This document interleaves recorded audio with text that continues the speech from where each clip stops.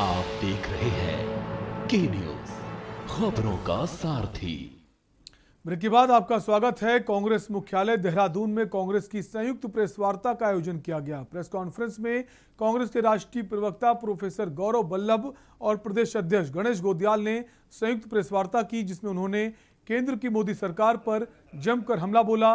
उन्होंने केंद्र की नीतियों को जन विरोधी, बेरोजगार विरोधी बताते हुए सरकार को हर मोर्चे पर विफल सरकार बताया। उन्होंने कहा कि मोदी सरकार नेशनल मोनेटाइजेशन पाइपलाइन प्रोग्राम के तहत सरकारी उपक्रमों को बेच रही है, जिसका कांग्रेस लगातार विरोध करती रहेगी।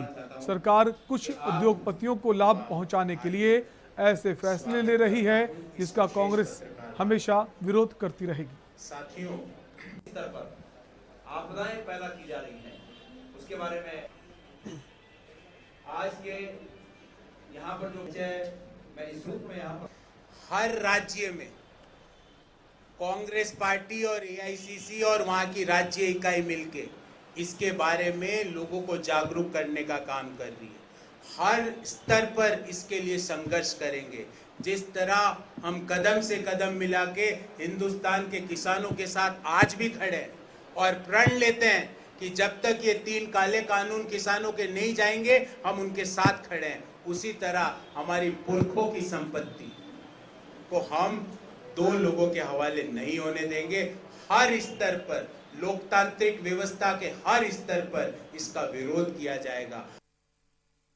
खबर देहरादून से है, जहां आम आदमी पार्टी ने सचिवालय का घेराव करते हुए सरकार के खिलाफ जमकर विरोध प्रदर्शन किया।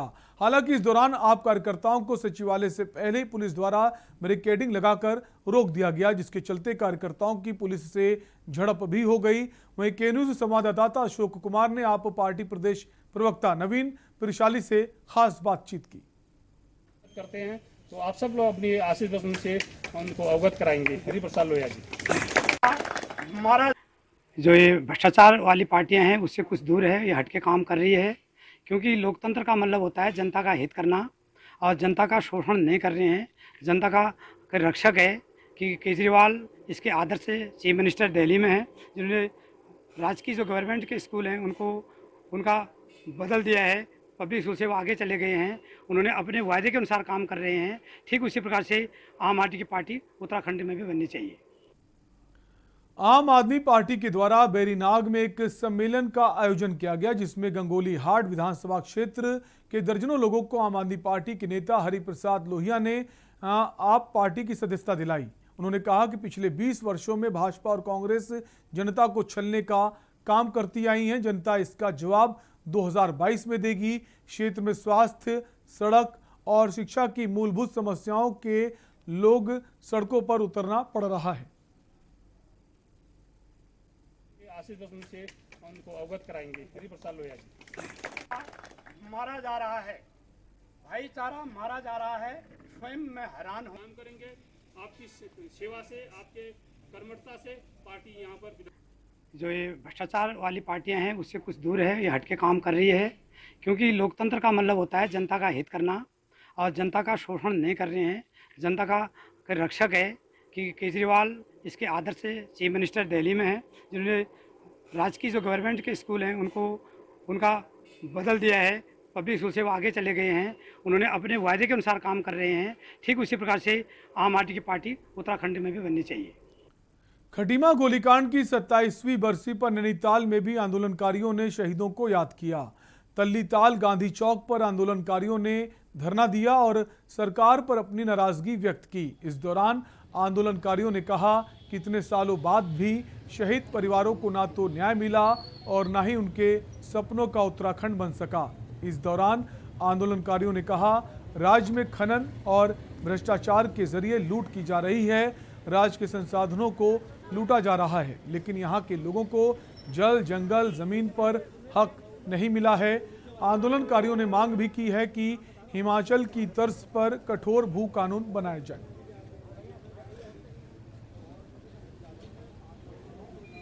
वास्तव में अगर देखा जाए तो जिस समय राज्य निर्माण हुआ, जिस कानून से हमारा राज्य उत्तर प्रदेश पुनर्गठन अधिनियम 2000 से जो राज्य बना, उसी में राज्य तो हमको दे दिया, लेकिन हमारे जल जंगल ज़मीन के जो अधिकार थे और आज तक भी हमारी संपत्तियों पर हमारा पूरा अधिकार नहीं दिया गया।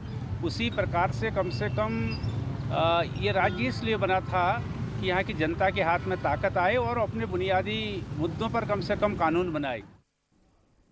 खबर डोईवाला से है, जहां सीएम धामी के दिशा निर्देश के बाद अधिकारियों का लगातार ग्रामीण क्षेत्रों में जाकर जन समस्याएं सुनने का सिलसिला जारी है। वहीं इस अवसर पर गांव के लोगों ने सड़क, बिजली, पानी के साथ स्वास्थ्य सेवाओं का मुद्दा उठाते हुए इन समस्याओं के निराकरण की मांग की है। आपको बता दें, एसडीएम ने ग्रामीणों को विश्वास दिलाया कि उनकी जो भी समस्याएं हैं उनके संज्ञान में आई हैं, उनके लिए निराकरण का प्रयास किया जाएगा।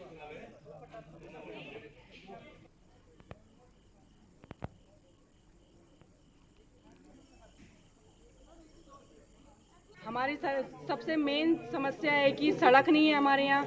आज एसडीएम साहब आए और उन्होंने खुद ही देखा कि कितनी प्रॉब्लम से, कितनी चलने के रास्ते नहीं है यहाँ पे।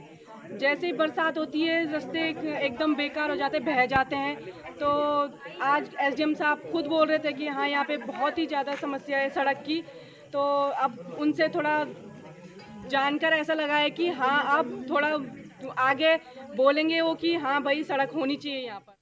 जो सरकार जनता के द्वार उसी कार्यक्रम के तहत शासन के निर्देश और जिलाधिकारी महोदय के जो निर्देश थे उसके क्रम में आज सनगांव का भ्रमण किया गया और यहाँ पे विभिन्न विभागीय योजनाओं का जायजा लिया गया। तो कई विभागों की जो योजनाएं हैं वो संतोषजनक पाई गई हैं। इसके अलावा कई समस्याएं भी स्थानीय ग्रामीणों द्वारा लिखी गई है। मुख्यतः जो यहाँ पे सड़क, बिजली और पानी की जो समस्याएं हैं वो हमारे संज्ञान में आई हैं और हम कोशिश करेंगे कि संबंधित विभाग के माध्यम से बिजली, पानी और जो सड़क, जो मूलभूत समस्याएं हैं उनका समाधान हो। तो आम आदमी पार्टी की तिरंगा यात्रा शुरू हो चुकी है। संजय सिंह इस यात्रा में शामिल हैं, आपको तस्वीरें दिखाते हैं। आज